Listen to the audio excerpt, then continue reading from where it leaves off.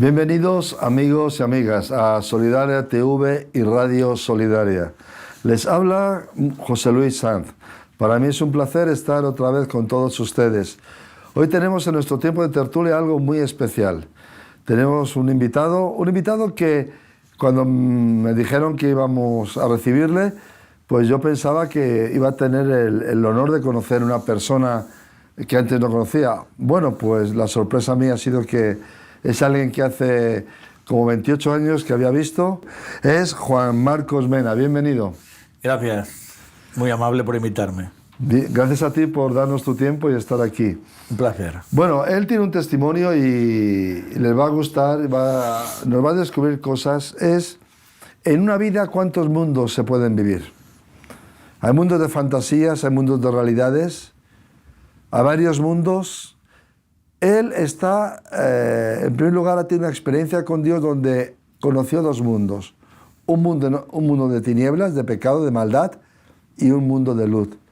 Y era su ministerio simplemente, su trabajo para la obra del Señor, entre otras cosas, consiste en estar con gente que ha vivido dos mundos. Dos mundos, uno de aparente libertad, que les llevó por sus delitos, por sus fechorías, por sus equivocaciones y errores en la vida, les llevó a ingresar en la cárcel. Pasearemos por las calles, pasearemos por las cárceles. Descubriremos que la vida de un hombre, de una mujer, puede llegar a vivir dos mundos. Juan Marcos, ¿cuándo tú conoces al Señor? Para conocerte un poco, para que los oyentes, los televidentes puedan saber de ti. Bueno, pues mi testimonio es un testimonio pues muy normal. Yo no procedo de un ambiente pues de prisiones, como he podido después conocer, ¿no? A través de los años, compartiendo pues a muchos prisioneros el Evangelio de Jesús, sino yo procedo de un ambiente normal de padres que eran católicos, que tuvieron un encuentro con Jesús. Después ese compromiso les llevó, digamos, a tener un compromiso también, un amor por la Biblia, por la palabra, que es la palabra de Jesucristo, y entonces evidentemente tanto yo como mis hermanos nacimos en un hogar cristiano evangélico. Una vez estábamos en la misma iglesia evangélica, ¿no? Que, bueno, me comentó alguien que muchos de los evangélicos actualmente proceden de familias católicas, y alguien podrá, ¿y por qué?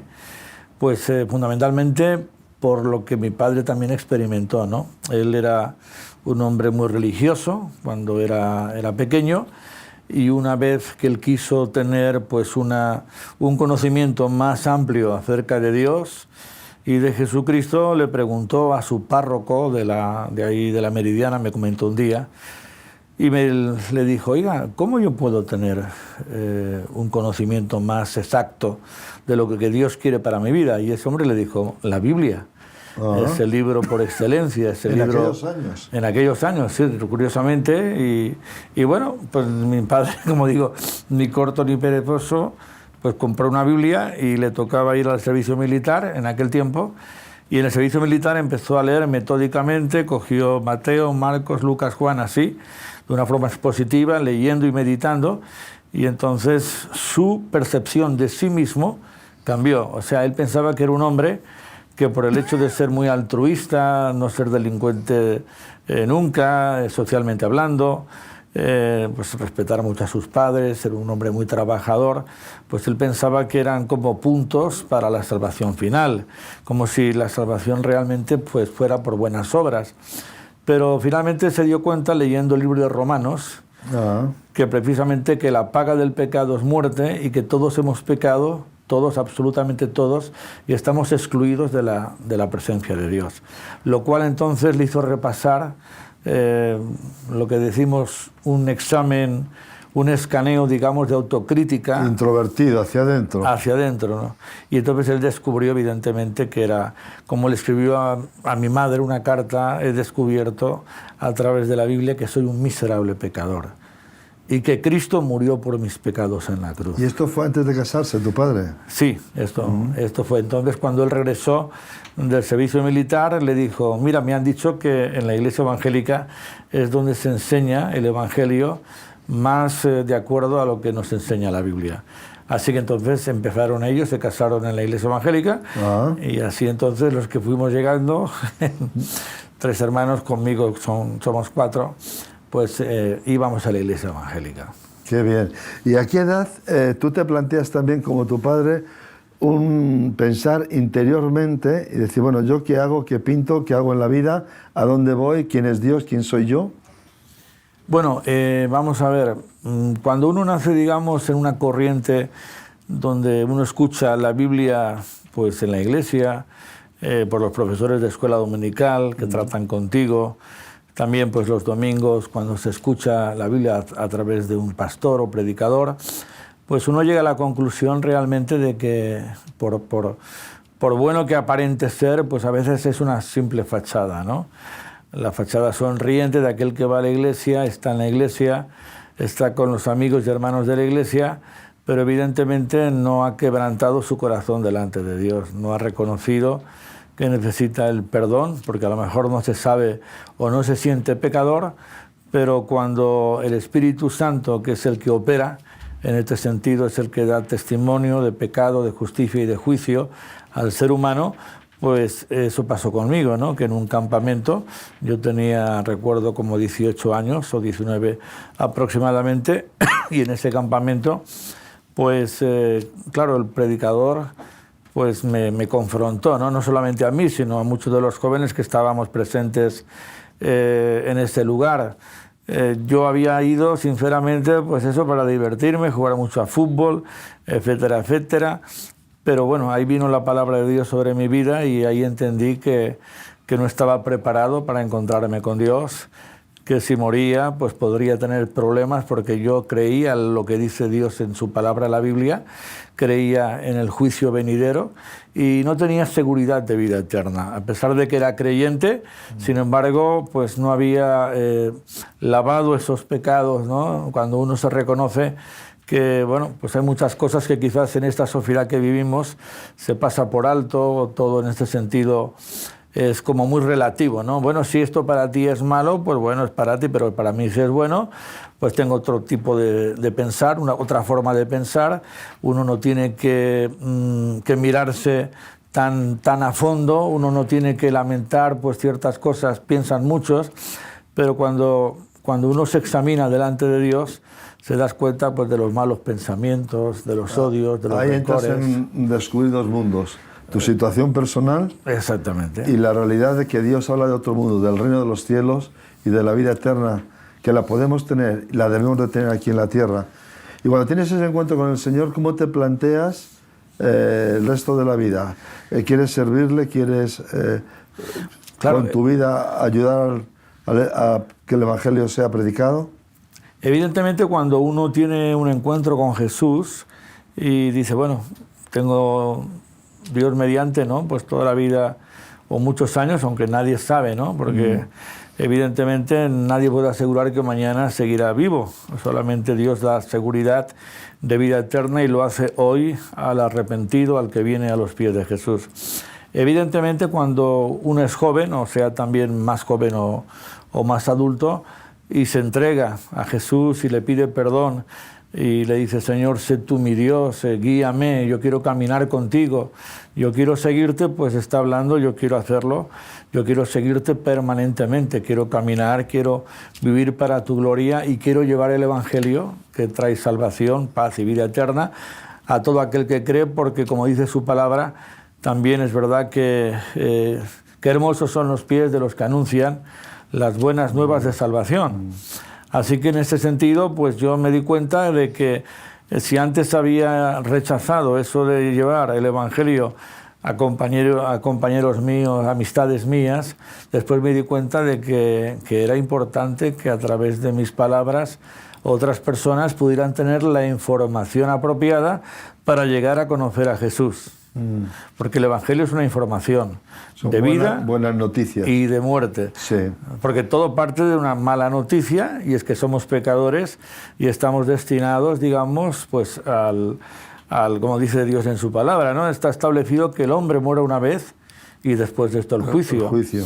Entonces, claro, si hay un juicio, también hay un Salvador y hay un Redentor, que es Cristo Jesús, ¿no? No hay otro nombre debajo de los cielos dado a los hombres, dice ahí en el libro de Lucas, capítulo 4, versículo 12, en quien podamos ser salvos. Exclusivamente la salvación y el perdón vienen por medio de los méritos únicos y absolutos de Cristo Jesús, que contrajo nuestro pecado, nuestro juicio y nuestro castigo sobre sí mismo en la cruz, llevando nuestra maldad y pagando con la garantía de su propia vida, una vida divina y una vida inmejorable, pues nuestra bendita salvación y redención.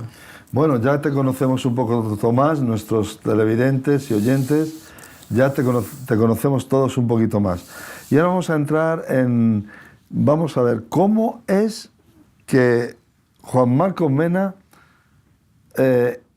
empieza un día a ir a las cárceles, y no por un delito, me imagino, no por un robo, no por un hurto, no una fechoría, sino para llevar el Evangelio. ¿Cómo se desarrolla? ¿Qué pasa en tu vida para tener el corazón, el deseo de ir a esos lugares? Un lugar donde la gente habla mucho, donde se ven películas, pero que casi nadie conoce, y que sin duda cuando pasan las rejas es otro mundo totalmente distinto. Evidentemente, son cosas que yo tampoco comprendo bien, ¿no? Solamente lo puedo ver bajo la perspectiva de la obra de Dios y de la gracia de Dios sobre mi vida. El hecho de que yo no me había planteado nunca, por la vida que llevaba de joven, de ir a una prisión. Evidentemente, esto fue algo que Dios promovió en mi corazón.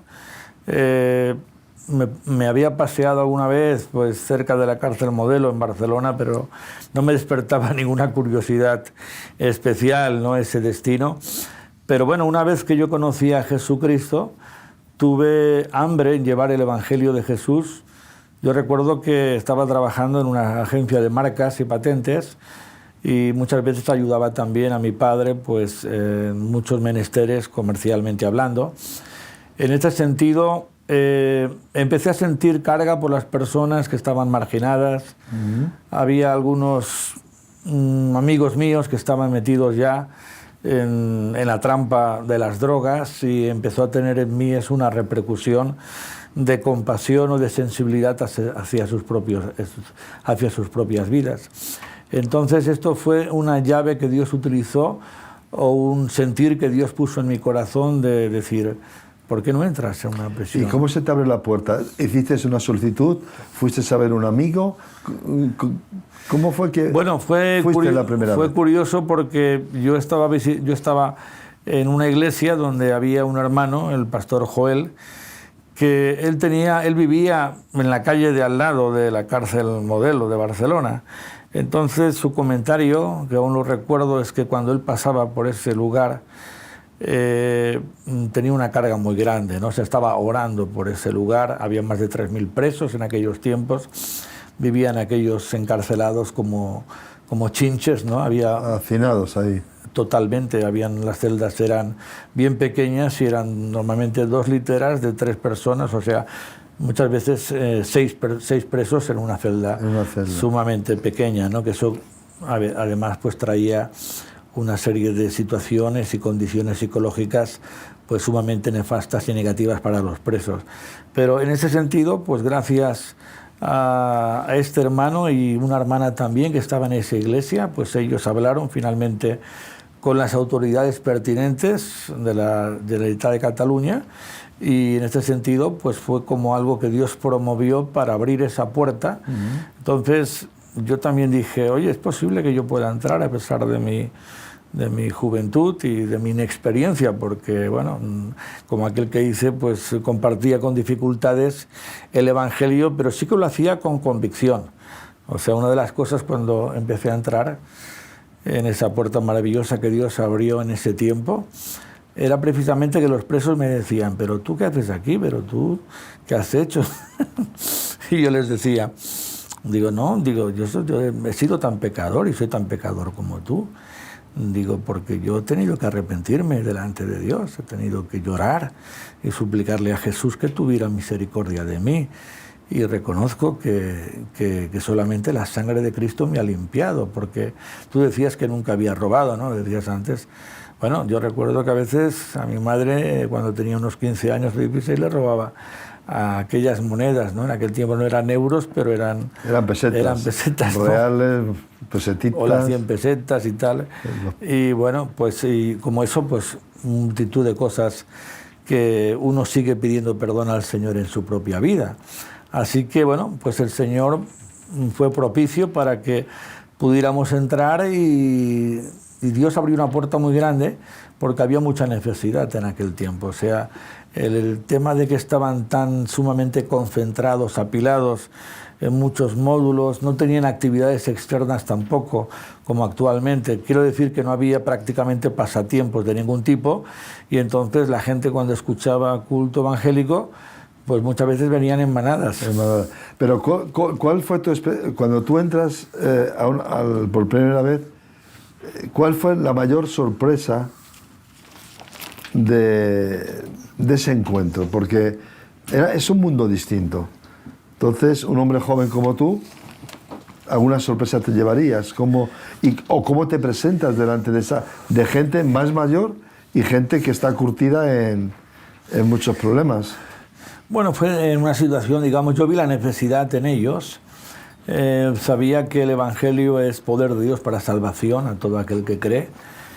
De un libro que para mí la Biblia era en los años que había estado pues muchas veces en la iglesia evangélica, para mí la Biblia era un libro sumamente aburrido, ¿vale?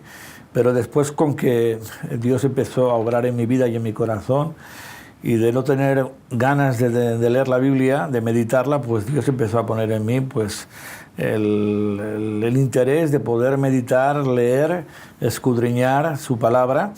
Y entonces vi realmente que Dios había cambiado este aspecto en mi vida, ¿no? De esa apatía o desinterés por leer la Biblia, había ganas, había deseos, había hambre de conocer a Dios. Entonces, esto mismo yo lo podía ver después reflejado en los chicos, en la cárcel. A mí no me asustaba tanto de ver, evidentemente cada uno tenía su pasado, tenía, digamos, su condena, tenía su futuro, su historia exactamente, pero podía ver por la fe en ellos el poder de Dios, a través de la manifestación del Evangelio, a través de la conversión. Y eso se empezó a desarrollar. En ese sentido, empecé a vislumbrar una luz poderosa que emanaba de parte de Dios cuando entrábamos en la prisión, y que a través de esa luz que compartíamos, la luz del conocimiento glorioso del Hijo de Dios, de la libertad de aquel que es el Hijo de Dios y que vino a traer libertad, a liberarnos del cautiverio por medio de que conozcamos a Él y a su amado Padre Celestial. Yo eso lo vi que se podía producir, aunque no lo había experimentado digamos en la calle con este tipo de personas. Sí que fue como una fe que Dios en este sentido tejió en mi corazón y en mi alma. Esta gente puede ser transformada. El Evangelio, como dice su palabra, es poder de Dios, lo vas a ver. Entonces yo entraba con mucha esperanza, la esperanza de Jesucristo y la luz de Dios, y empecé a compartir este mensaje maravilloso que tenemos, por ejemplo, aquí abriendo el Evangelio según San Juan, ¿no? Cuando habla precisamente de lo que significa el conocer a Jesucristo, ¿no? ¿Cuántas veces he compartido, Juan, yo precisamente en esta prisión, ¿no? Que Jesús hizo todas las cosas, que en el principio Él era el Verbo y el Verbo era con Dios y el Verbo era Dios, y que todas las cosas fueron hechas por medio de Él y para gloria de su santo nombre. Así que cuando dice también en uno de esos versículos, y en Él estaba la vida, y la vida es la luz de los hombres, y después dice, y la luz en las tinieblas resplandece, y las tinieblas no prevalecieron contra ella. ¿Cuáles son las necesidades que tú, porque cuántos años llevas ya en el Ministerio de las Cárceles? Bueno, pues estamos hablando ya de algo más de 39 años, o sea, yo creo que entonces ya hace unos 40 años, por la gracia de Dios, desde Estamos hablando de media vida. De mucho tiempo. Mucho tiempo. Y de ver a muchos presos llegar a reconocer personalmente a Cristo. He visto vidas cambiadas, transformadas. He visto fruto para gloria de Dios en una y otras prisiones. Además he estado abierto también para conocer otros centros penitenciarios que he podido ir, porque he hecho también seguimiento de presos que se los llevaban a otras cárceles, los trasladan. En La Roca, por ejemplo, en Cuatro Caminos, o a lo mejor en Brians, y en otras prisiones como Lérida.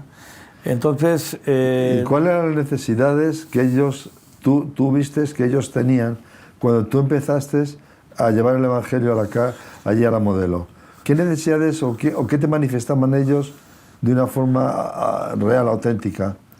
Bueno, vamos a ver, en aquellos tiempos lo positivo de que no había las actividades que después se van formando, se van tejiendo dentro de lo que es una vida carcelaria, pues en estos momentos pues, hay muchas actividades, ¿no? Entonces, ¿qué sucede? Que los tienen evidentemente entretenidos en muchas cosas. En aquellos tiempos, digamos, cuando ellos podían repasar o reflexionar en cuanto a su vida, pues escuchaban, era un momento cuando culto evangélico o algún preso les compartía: mira, yo he conocido a Jesús, mi vida ha cambiado, o experimento el gozo, la paz que Dios me da, he sido liberado ahí mismo.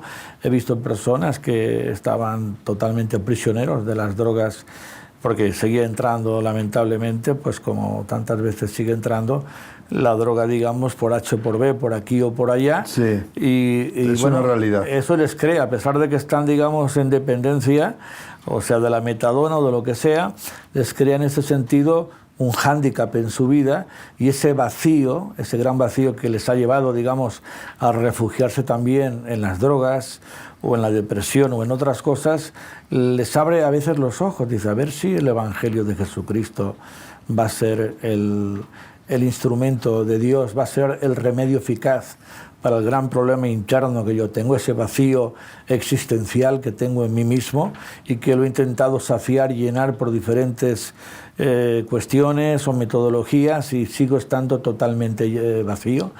Ahí está, digamos, la necesidad que Dios ofrece por medio del Evangelio. No es que Dios te rellene una casilla más en tu vida, sino que Él te imparte su vida, y por medio de la impartición que Dios da por medio de su Espíritu, cuando uno abre a su corazón, aquí dice, a lo suyo vino y los suyos no le recibieron, más a todos los que le recibieron, a los que creen en su nombre, les dio potestad, poder de ser hechos hijos de Dios.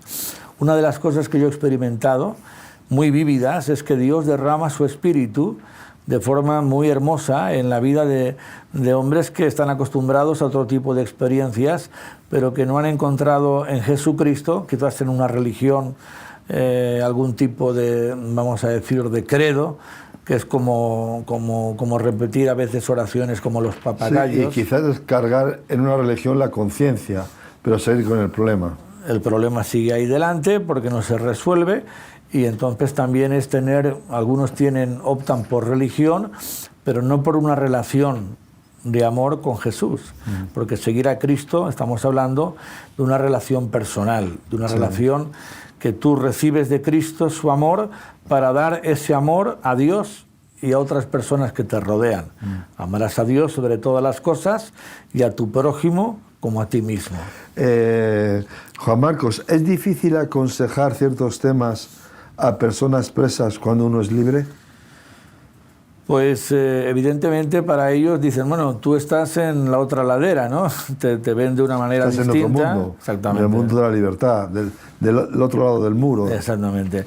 Pero yo creo que están digamos, más sensibles, o sea, que nunca. Yo he visto momentos que Dios ha preparado en muchos presos, precisamente porque Dios los ha llevado a esta situación caótica de estar privados de la libertad, porque es algo evidente. Lo peor de estar en la cárcel es que estás privado de la libertad y no puedes salir, estás condicionado, digamos, a una situación totalmente diferente, y estás ahí pues encerrado, y estás muchas veces pues evidentemente pues las noches se hacen muy largas, los temores crecen, los miedos de lo que puede pasar con tu vida, y ahí en este sentido todo eso se agudiza psicológicamente y muchos tienen que ser tratados por medio de medicaciones sumamente fuertes. Pero cuando uno sabe que puede descargar sus cargas, sus miedos en la persona de Jesús, como dice el Señor, venid a mí todos los que estáis trabajados y cargados, que yo os haré descansar. Y al que a mí viene, yo no le echo fuera.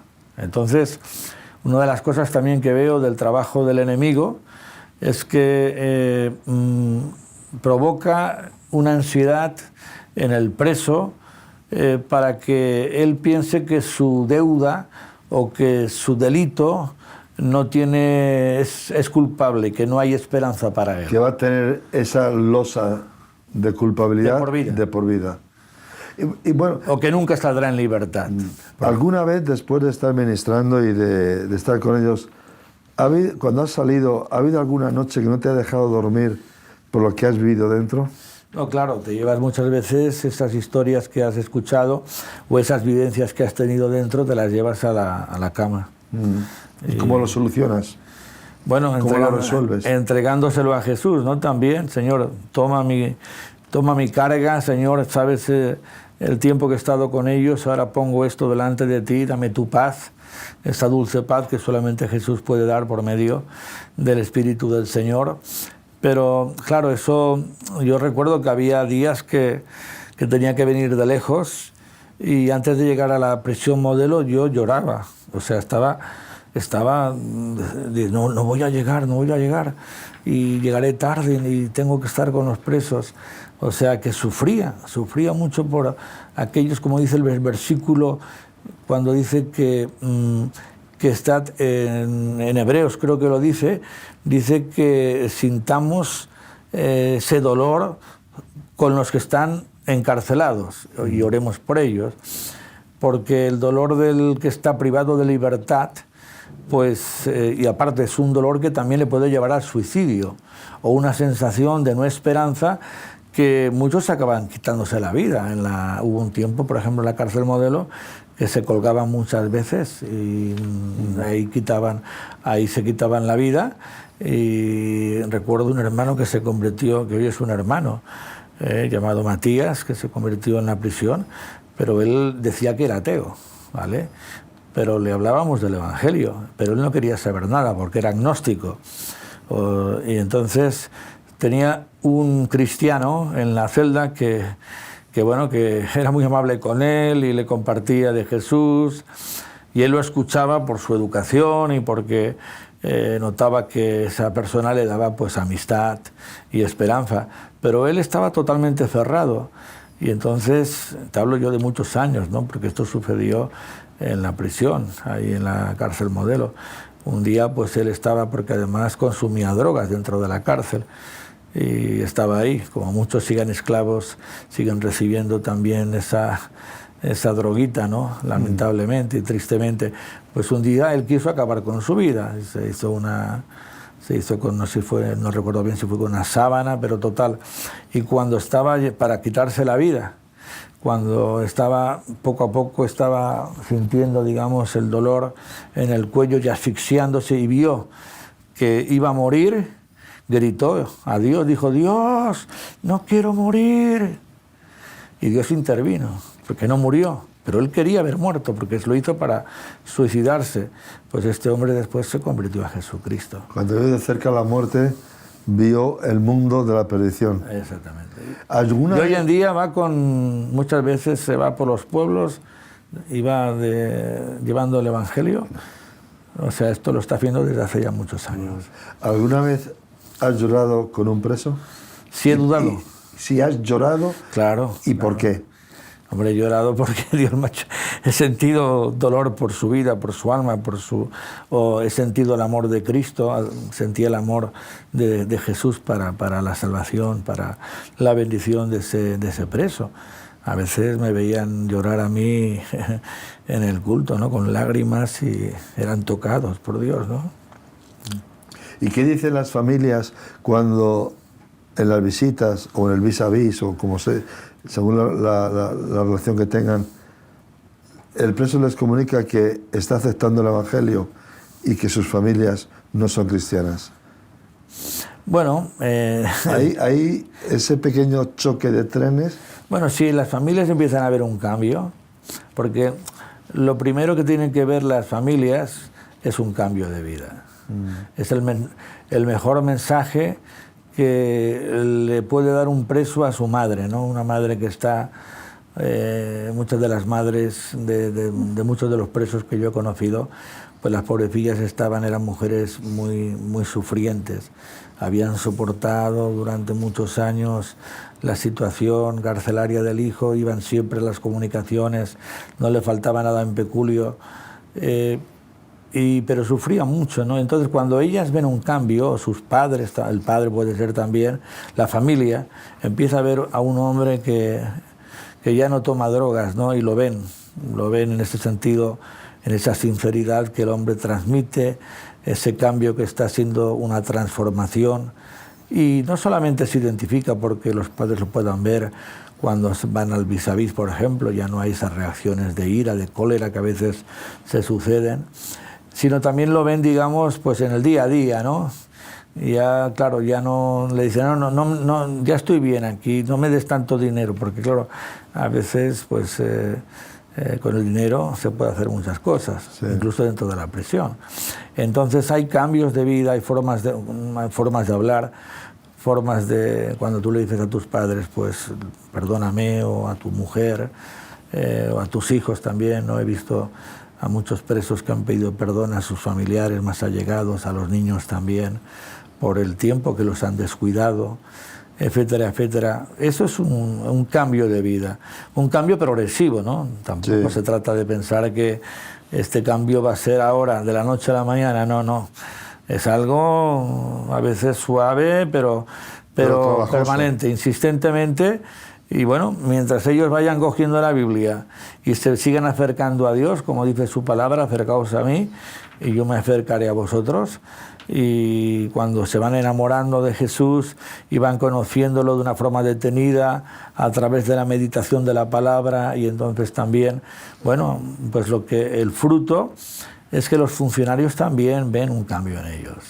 De esto yo quería preguntarte, cuando los presos empiezan a entregarse al Señor, su vida cambia, y dentro la prisión es como un pueblo muy reducido, donde cada uno conoce las reacciones del otro, el carácter, claro, y todos los vicios, costumbres. Cuando hay esos cambios de vida, ¿cómo reaccionaban los funcionarios o el director de la prisión? ¿Te transmitían algo? ¿Hablabas con ellos? ¿Qué pensaban ellos de ese evangelio que cambiaba las vidas de personas que ellos, los mismos funcionarios, sabían que para ellos no tenían solución? Bueno, algunos, yo recuerdo un funcionario que llegó a ser creyente en Jesucristo y él me lo dijo, dice, yo me he convertido a Jesús por un preso que yo conocía en una barriada, o sea, ya lo conocía en la calle. Dice, y ese era un preso, dice, era digamos, el toxicómano imposible de recuperar. O sea, si veía, era para él el caso extremo. Y él lo vio a este hombre convirtiéndose a Dios en la cárcel modelo. Y después él tuvo la curiosidad de ir a una iglesia evangélica, por el testimonio de ese muchacho que le habló. Del toxicómano. Y entonces este funcionario se convirtió a Jesucristo. Yo he tenido conversaciones muy interesantes con funcionarios en diferentes prisiones, pero gracias a que han visto cambios de comportamiento y de actitud por parte de los presos. Eso les ha llamado la atención. Recuerdo que un subdirector de una prisión me dijo, hemos tenido en observación a este hombre, porque tenía un pasado muy oscuro, ¿vale? Venía de una vida, este preso, que ahora está libre, que ha conocido a Jesús, que ya no es el que era. Dice, y oye, estáis haciendo un trabajo estupendo, me dijo. Dice, y oye, y le dije, mira, ¿sabes una cosa? ¿Sabes quién es el que está cambiando a este hombre? Digo, es Jesucristo. No somos nosotros. Nosotros somos los instrumentos para poder ayudarle, para poder orar por él, para poder asesorarle, aconsejarle, compartirle el Evangelio, pero quien cambia la vida es Jesús de Nazaret. Entonces él me lo reconoció y este muchacho salió en su momento y algunos pensaban que iba a recaer, que otra vez iba a ser aquel tremendo hombre que bueno, que era totalmente, según decían algunos, racista, ¿no? Homófobo, no sé qué. Pues ahora es un hombre lleno del amor de Dios. No tiene nada que ver este hombre que conocemos ahora, casado y tal, que bueno, no pude estar en la boda, pero un compañero también de prisiones, pues él pudo estar y es un hombre de Dios y con ganas de dar siempre su testimonio de cómo Jesús ha cambiado su vida. Estos son hechos, dichos y hechos, ¿no? Hechos. Dos mundos, de la oscuridad a la luz y de la luz la salvación, la vida eterna. Estamos ya avanzando bastante en el tiempo de nuestro tiempo aquí en Solidaria TV, Radio Solidaria. Son muchos años los que tú llevas en este Ministerio de las Cárceles. Me gustaría que nos explicases, sin duda que ha habido cambios. No solamente, tú decías que antes no tenían ni actividades, que el culto evangélico era como una huida, una salida, una vía de escape pues para romper la monotonía. Claro. ¿Cómo son las cárceles de ahora? Pero también me imagino que no solamente han cambiado las prisiones, las celdas, las instalaciones, pero los presos de ahora seguramente que son muy distintos a los presos de hace 40, 39 años. ¿Cuál es la diferencia? Bueno, el tema, digamos, antes, claro, cuando yo entré, el 95% eran españoles. Había, recuerdo, siempre ha habido gente muy brava, ¿no? Dentro de las cárceles y tal, y estaban aquellos típicos atracadores, como la película del Torete, ¿no? Y el Vaquilla, que algunos habían sido compañeros unos de otros. A uno de ellos yo le tuve en un centro de rehabilitación. Sí, mira. Pues incluso me gustaba escucharlos, ¿no? Su jerga, cómo a veces ellos reaccionaban, ¿no? A veces eran personas que decían, ten cuidado hoy que has venido y que te podrían hacer alguno, pero una vez, claro, yo me hacía amigos. Es verdad que a veces les decía cosas que no les gustaba, porque el Evangelio tiene esto, ¿no? El Evangelio, tú dices lo que dice Cristo en su palabra. Y cuando llamas al arrepentimiento, es cambio de vida, la palabra arrepentimiento es metanoia, o cambio de vida. Pues claro, evidentemente algunos te dicen, bueno, esto no es para mí, que sí, que yo creo que en Dios, pero no estoy dispuesto a cambiar de vida, porque tengo otro plan de vida. Cuando salga, algunos entran aprendices en la cárcel y salen maestros del robo, porque les enseñan, hay una escuela de formación de delincuentes que están más avanzados en todas estas materias. Entonces estos delincuentes más veteranos les forman en las estrategias y en todo tipo de apertura, digamos, a cosas evidentemente difíciles, ¿no? Y delictivas. Pero evidentemente nunca sabes quién se va a convertir a Cristo Jesús. ¿Pero cómo son los presos de ahora? Los presos de ahora... ¿Qué diferencia hay con los de antes? Vamos a ver, hay de todo, ¿no? Tú hablabas del 85-95% de españoles. Ahora evidentemente ya se sabe que las prisiones, no solamente las que visitamos, sino que en toda España, pues el incremento de los extranjeros, de los árabes, los gitanos también. Bueno, los gitanos siempre han estado presentes en las prisiones y ellos a veces hacen sus buenos cultos dentro de la cárcel. Pero ahora también hay un crecimiento importante de extranjeros, ¿verdad? De tal forma que están desplazando ya a los que son españoles. El colectivo español ha ido decreciendo paulatinamente. Entonces ahora nos encontramos con otro tipo de culturas. Pero la necesidad del corazón es la misma. Es la misma, pero claro, a lo mejor el idioma no es el mismo. Quiero decir, antes todos entendían de una forma perfecta, pues por ejemplo en cualquier prisión de España, el castellano, ¿no? Ahora pues tienes que acercarte también a través de la amistad. Yo creo que ahora es un tiempo de hacer amigos también dentro de la prisión, ¿no? Que la gente no te vea que los vas a juzgar, que hay un corazón, porque Jesús, cuando venían los presos o las prostitutas, evidentemente muchos de los necesitados venían pues a ser sanados, pero también actualmente hay presos que si tú les hablas ellos ven que tienes el cariño de Dios para su vida, Yo, por ejemplo, me gusta abrazarlos, pero un abrazo sincero. Pero eso de un abrazo en una cárcel es complicado. Es complicado, y más en tiempos de pandemia. No, y no de pandemia, sino por el entorno. Totalmente. ¿No? Vamos a ver, hay que hacerlo siempre con sabiduría, porque, bueno, pero cuando, por ejemplo, te vienen al culto evangélico al aula, pues darles una buena, así como a la espalda, ¿no? Plan, eso lo agradecen, ¿no? Eso sí. Ellos, si fuera por ellos... El abrazo ya es un poco más... Bueno, evidentemente no son abrazos muy peculiares, porque tampoco quieres herir la susceptibilidad de ninguna persona, pero darle así un medio abrazo, yo creo que es algo muy bonito, donde tú manifiestas también tu preocupación, tu empatía sobre esa persona, o que no la rechazas por su cultura, por su pensamiento, por su credo, por su vida pasada. Yo no pregunto a nadie por qué está aquí. ¿Cómo es el ambiente en la prisión? Cambia cuando, por ejemplo, llegan ciertas fechas. Imagínate, los días de la Navidad.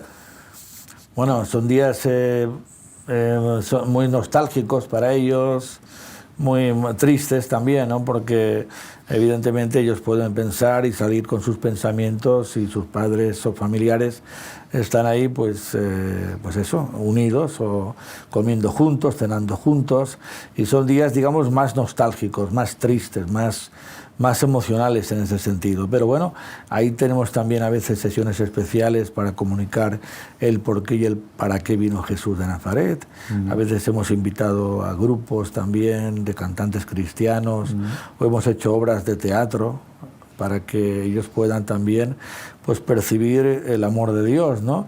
Y a través de esa amistad, pues también pues les regalas una buena Biblia. Por ejemplo, el otro día pues regalé yo en la prisión una Biblia a uno que no, pues siempre me dice, a ver si me traes una gafa de lectura, pero yo no le digo que sí, pero sí le puedo traer una Biblia, ¿ves? Como esta, con letra grande. Y llevaba yo la mía y se la dejé. Pero bueno, he regalado en las prisiones centenares de Biblias.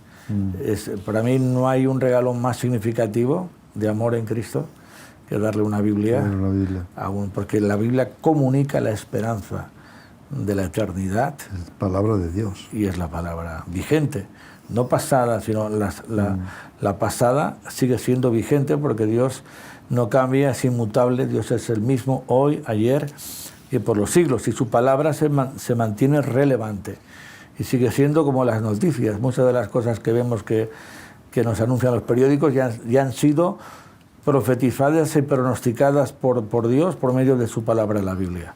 Los cielos y la tierra pasarán, dice Jesús, pero mis palabras no pasarán. ¿Estás cansado de ir a las cárceles? Bueno, esto es... yo digo que mientras haya presos que necesiten de Jesús, pues siempre hay motivo para poder llegar. Entonces, evidentemente, bueno, quizás a veces digo, tienes la misma pasión que tenías cuando hace años atrás, ¿no? A veces iba 3 y 4 veces por semana, no solamente a una prisión, sino a 2 y 3 prisiones. Pues bueno, yo sigo haciéndolo.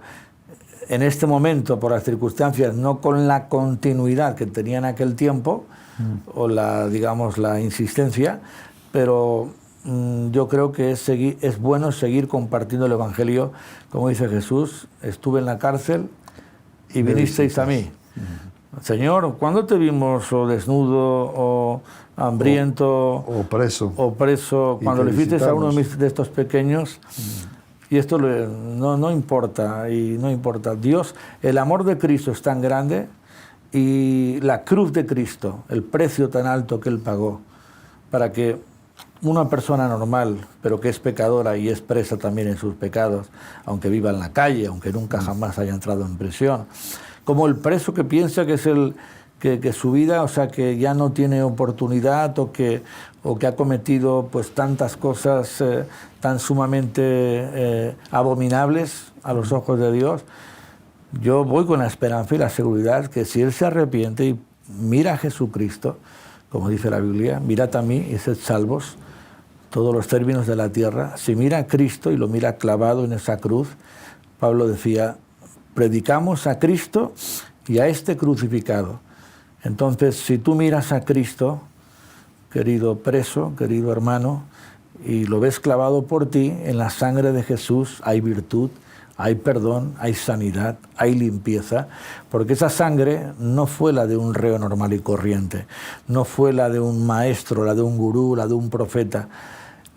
Esa sangre fue la sangre gloriosa de Jesús, el Hijo eterno de nuestro Padre Celestial, y su sangre divina tiene el poder y tiene la grandeza tan incontestable que es que por su sangre todos nuestros delitos pueden ser borrados y limpiados porque Él venció la muerte, Él resucitó de los muertos, Él está vivo y Él dijo, consumado es. Y habiendo dicho eso en la cruz, entregó el espíritu al Padre. Padre, en tus manos encomiendo mi espíritu. Y el hombre, sea quien sea, prisionero de una cárcel o una persona normal y corriente que también es pecador ante los ojos de Dios, todo ser humano puede mirar a Cristo clavado por sus pecados y encontrar perdón y salvación en las heridas de Jesús, en las manos traspasadas de Jesús. Como dice esa canción, hay poder sin igual poder en la sangre de Jesús. De Jesucristo. Bueno, estamos ya en los minutos finales y voy a hacerte la última pregunta. Tú fuiste a las cárceles con un deseo en tu corazón que Dios puso de llevar la luz del Evangelio. Les enseñaste las palabras de Dios. ¿Y tú qué has aprendido de ellos? Bueno, siempre se aprenden cosas importantes. Dinos algunas. Vamos a ver, de ellos, de aquellos que han conocido a Jesús... O de toda la experiencia en general. Bueno, es una experiencia que primeramente que te muestra tu propia debilidad. Tu propia debilidad, o sea... Qué interesante. Es curioso, ¿no? O sea, aunque uno sea hijo de Dios y creyente, pero cuando tú ves el dolor, ves la pesadumbre de un preso, sea hermano en la fe o no, también Dios te hace descender a su nivel. Y te hace Dios también, te muestra Dios de que no somos nada sin Cristo. O sea, realmente, si Dios está conmigo, pues eso es más hermoso que estar... Había un preso que decía, prefiero estar con Cristo en la cárcel que en la calle sin Jesús. Entonces, ese apego que yo he visto en algunos presos con el Señor cuando estaban en prisión, es algo que me ha marcado, que me ha bendecido. Evidentemente, algunos de ellos han sido, vamos a decir, en ese tiempo, en esa trayectoria, en esos años en prisión, han sido ejemplo de una comunión permanente con el Señor, quizás pues bastante semejante a la que tuvo el apóstol Pablo cuando estaba encarcelado, ¿no? Que estaba totalmente conectado con el Señor, ¿no? Hace 2 o 3 días estaba hablando con uno de ellos precisamente, que yo siempre lo recuerdo, que cada día evangelizaba, llevaba evangelio a sus compañeros. Y hoy en día lo sigue haciendo en su ciudad, en su lugar donde él está viviendo ahora, pues lo sigue haciendo de la misma manera que hacía en la cárcel.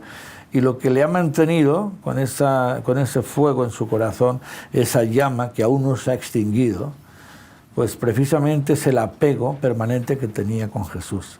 ¿Lo aprendió dónde? En la cárcel. Y eso es lo que a ti te ha cautivado más. Exactamente. La transformación también que he visto en algunos de ellos es algo también que... Y bueno, con algunos mantengo una amistad, pues ya ves tú de cuántos años, y ahora algunos son pastores, otros entran en las cárceles. Quiero decir que tú ves el fruto también, ¿no? El fruto, eso es muy hermoso, cuando ves el fruto por medio de hombres transformados y cambiados por el poder de Jesucristo. ¿Dónde? Dentro de las cárceles. Esa ha sido la escuela. Juan Marcos, estamos ya al final. Me gustaría dejarte un par de minutos para que dieras una palabra a las personas en cuanto a la libertad de Jesús. Si han estado presos, el mensaje va a llegar también por la radio a los que están presos. Bueno, toma libertad, lo que Dios ponga en tu corazón, esa es tu cámara, y ahí tienes un par de minutos para hablar de Jesús a nuestra audiencia. Amén. Bueno, pues queridos amigos, quiero deciros que Jesús es el camino, la verdad y la vida.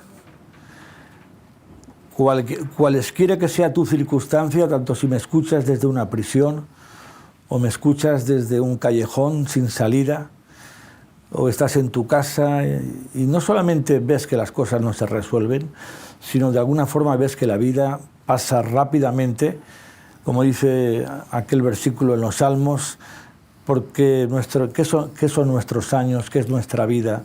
Volamos y nos vamos. Entonces, lo que querría comentarte, aconsejarte y animarte es que vengas a Jesucristo y pongas en Él toda tu carga. Recuerda que Él murió por tus pecados en la cruz.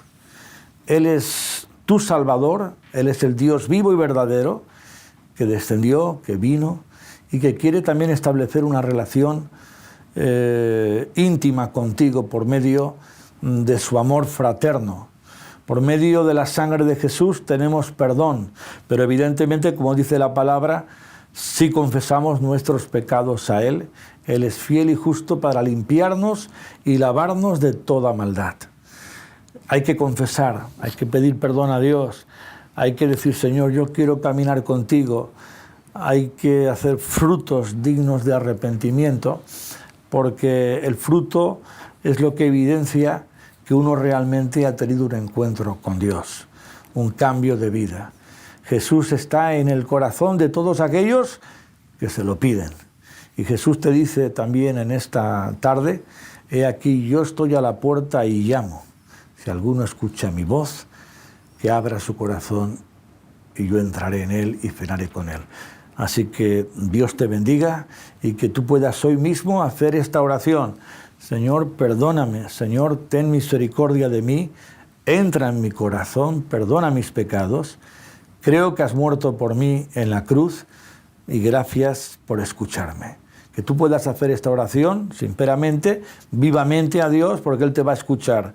Él está en todas partes, está donde te encuentras. Él puede escuchar tu clamor, tu sentir.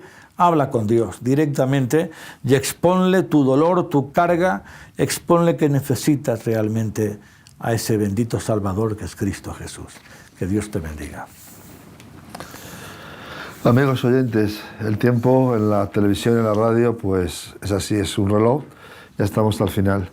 Les hemos querido hablar de dos mundos. Muchos de ustedes tienen una sola vida, todos tenemos una sola vida. Lo triste es que solamente podrán ser salvos los que conozcan dos mundos. Y usted dirá, ¿de qué me estás hablando, José Luis? Les estoy hablando de que todos tenemos dos mundos. Seamos presos en prisiones del alma o presos en una prisión física, en una penitenciaría, en una cárcel. Y tenemos todos que salir del mundo de nuestras tinieblas, de nuestros temores, de nuestras ataduras personales, de nuestras propias quiebras y de nuestros propios fracasos. Ese es el mundo que nos ata, que nos humilla y simplemente que nos quita la libertad, la paz y que no hay esperanza en él. Pero hay otro mundo, el mundo que tiene el poder de tener la luz. Es el mundo del Evangelio, las palabras de Jesucristo.